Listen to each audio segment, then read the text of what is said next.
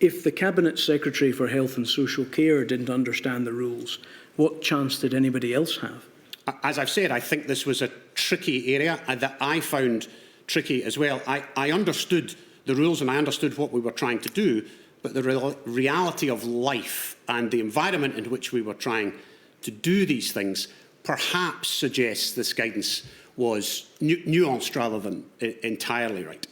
You say that officially he does, if standing talking to folk, need to have his mask on, but respond that literally no one does. Was that your impression of the state of compliance with that rule at this time? That was my impression at the few social events I had been to during this period, because, as I said, the official rule was during your dinner and drinking at your dinner and the drinks reception, you didn't have to wear a mask. When you were having your dinner, if, for instance, you went to the bathroom, you had to put a mask on. That didn't cover specifically what's happening here, and what happened to me is somebody comes over, interacts with you during the dinner, you stand to talk to them politely, do you have to put a mask on? Literally no one does. Was that a state of affairs that you thought was acceptable, given your prominent role in the management of the pandemic at this important time? If this were a broader and very important piece of guidance, I would not be comfortable with that at all. This was a tiny nuance inside broad guidance about dinners and drinking. Do you then go on to give the Cabinet Secretary for Health and Social Care a workaround to try and enable him to attend the function, not wear a mask, and get out of complying with the rules? No, that follows the rules. So if he has a drink and it's a drinks reception type environment, that follows the rules. I gave him advice to show him how to comply with the rules.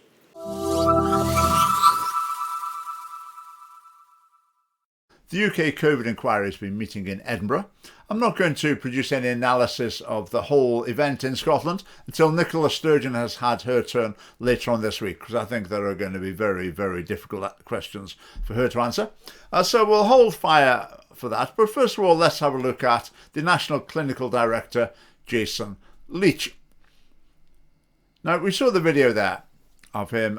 He advised Humza basically how to get around the rules with regard to wearing a mask at a dinner, showing that he doesn't think the rules are really followable, showing as well that Humza Yousaf, the Cabinet Secretary for Health, doesn't really understand the rules. It also shows that the two of them don't really care about whether they follow the rules or not. Now, I think the problem with this is you've got to contrast that with the way that those two would be presenting the message to the public that this is deadly serious and you've got to do everything you possibly can to follow these rules. It's a matter of life and death. And yet they're having a laugh about it like that. Not great. The other thing you could put alongside that as well is, do these people not know there's such a thing as subject access requests, freedom of information requests, public inquiries? I mean, I think it's very, very foolish to commit that sort of flippant talk to WhatsApp. Okay, some more WhatsApp communications. Jason Leitch, just on MSP briefing. They're mostly fine, very reasonable and predictable. Edward Mountain, rude. And Daniel Johnson, a smart arse. Otherwise, fine. Then we go on. Humza says, I see the stats authorities giving me a rap on the knuckles. I expected! Exclamation mark. Jason Leitch, I've had that exact letter. Lol. Laugh out loud. Then Jason says, my mum taught me never to be rude. Now, let's look at this. First of all, Jason Leitch is supposed to be politically neutral, but it seems here he's in Team SNP, isn't he? He's with the government against the opposition politicians. That's not his role, so he is not acting in an appropriate way there. I mean, the language you use there is inappropriate, it's unprofessional, it's too personal. I mean, my advice to people would be just never use that sort of language in any context. Then you won't have to worry about, oh, who's listening, am I writing this or whatever. You're just going to be safe. Now, you could say, obviously, they're operating under considerable stress at this time, so maybe we should be understanding. Okay, fair enough. The talk about the rap on the knuckles from the Statistics Authority, the Scottish Statistics Authority. Is that really a joke? So I assume that the Scottish Statistics Authority has said to them, you got something wrong. You said something or you wrote something based on statistics and you actually got them wrong. And they're treating that as a joke?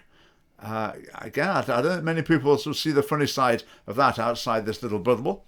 But again, crucial thing, to commit this sort of thing, this sort of communication to an electronic medium where it's going to be stored, this is not wise. Some more WhatsApp. Jason Leitch, there's a lot of why this and why not this. Everyone sees it through their own lens. Well, I hope so. What do they expect people to do? Critics of the government, of course they're going to be saying, why are you banning this but not this? That's a perfectly reasonable question. Then Humza says, yes, everyone is, of course, a public health expert. Jason Leitch, you actually are. 3 weeks training. Humza, I'm winging it and will get found out sooner or later. Laughing, crying, laughing emoji. Jason Leitch, me too. That doesn't change. Again, incredibly foolish to commit this to WhatsApp. I think for Jason Leitch especially, to be someone who's expecting the nation to put confidence in his expertise, to be saying behind the scenes that he's winging it, I think that's almost an integrity issue, isn't it? If he really is winging it, well, maybe that's what he needs to be saying publicly a little bit more as well, explaining that they didn't really have confidence that they were doing the right thing, but they were just trying to do their best. Humza says he's going to be found out eventually. Well, he has been, which there could be grounds for resigning. Now, thinking about Jason Leitch, maybe it's unfair to judge the whole job he did during the pandemic on the basis of a handful of WhatsApp messages. But how did he perform overall? Well, I think overall in Scotland, the reaction to the pandemic was an overreaction, it was unbalanced, and it was politicised. And as far as I can see, Jason Leitch went along with the groupthink in that direction and had too cosy a relationship with the government. Right, but the next part of this video, I need to give you a trigger warning. I'm going to show unedited footage of a man praying. Some viewers might find this shocking and disturbing. We pray for those social care workers who move from door to door, even today. We pray for the civil servants, the quiet army behind these massive decisions that the senior politicians are making. We pray for those in the public eye. We pray for those out with the public eye. We pray for those who are sick tonight, those who are in intensive care, those who are at home feeling unwell, and we pray a measure of healing on them, even as we pray this evening.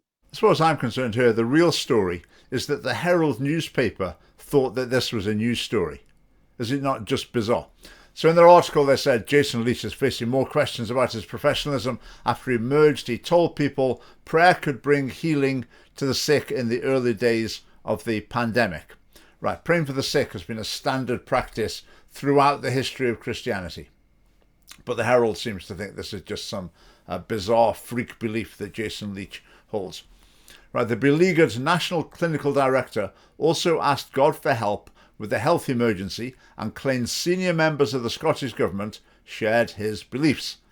Right, that would be Kate Forbes at the time, obviously. And I would assume that she also believes that Christians should pray for the sick and that can make a difference to them. Yeah. Mr. Leitch, a member of Airdrie Baptist Church, made the comments during a national prayer evening held by the Baptist Union of Scotland in March 2020. Told his audience that there were 3 things they should be doing in relation to the pandemic: following the rules such as stay at home, serving others if possible, and praying. So we know that's absolutely clear, is it not, that he's not saying to people you pray instead of doing any other of the standard things that were being recommended at the time. He was saying that to be done in addition, but for the Herald that seems to make no difference. Right, next we get a quote from a government source, whatever that means. I assume that means some sort of aggressive secularist who happens to be working in the government. And they said there's a difference between following God and following the science. You wouldn't get a traditional civil servant blurring the lines. So Jason Leitch praying outside his job in a prayer meeting arranged by his church amounts to blurring the lines between God and science as far as being a civil servant. That is nonsense. I mean, there's a difference between following God and following science. There is a difference, but this government source doesn't understand what that difference is. Right, a spokesperson for the Scottish Humanist Society said it's very important that government representatives are able to distinguish between their professional roles and their faith positions. This is especially true where scientific reality may differ from religious beliefs. Right, they need to be able to distinguish between their professional roles and faith positions. Offer a shred of evidence that Jason Leitch didn't do that or couldn't do that. There's not the hint of any reason to believe that whatsoever. But that's not going to stop the Scottish Humanist Society, of course. Especially true where scientific reality may differ from religious beliefs. Again, that's a pretty naive statement. We won't go into that any further here. So to say, the real news story here is that this is a news story. The Herald thinks that a civil servant taking part in a prayer meeting at his church about the pandemic, praying that people would get better, is a news story. Now, of course, we've got to put this in context, haven't we? We've currently got the buffer zone bill heading towards the Parliament, which is going to ban prayer outside abortion clinics. We've currently got the conversion therapy bill in its earlier stages in the Parliament, which will also ban certain types of prayer. So the feeling is building up in the Parliament, in our culture in general, that prayer is something sinister and embarrassing.